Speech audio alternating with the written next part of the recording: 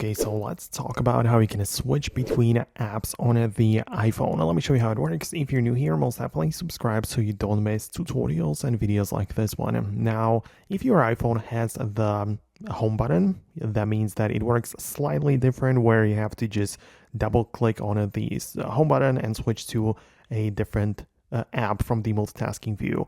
However, the vast majority of the newer iPhones already don't have the home button where you are stuck with the gestures, which are actually a bit better, honestly. But you can go to the home screen like that and switch between the apps by sliding the handle at the bottom of the screen horizontally. So you can move in between apps like this and you can quickly move to the previously used one, right? So it saves you a lot of time. It's great for multitasking or quickly switching between apps for, some purpose of a project or whatever you are working on.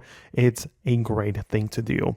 However, you can also perform this gesture where you just swipe up, but kind of like hold the finger on the screen for a while, so you don't close the app, but you as well get to the multitasking panel where all of the open apps are visible as well. So it is the same thing as if you double click the home button on the older iPhone. So that is what I wanted to show you in this quick tutorial. It's obviously ideal for people who are switching to iPhones or haven't really used the device for a while. So let me know what you think below. Subscribe for more, and I'll talk to you in the upcoming tutorials and videos like this.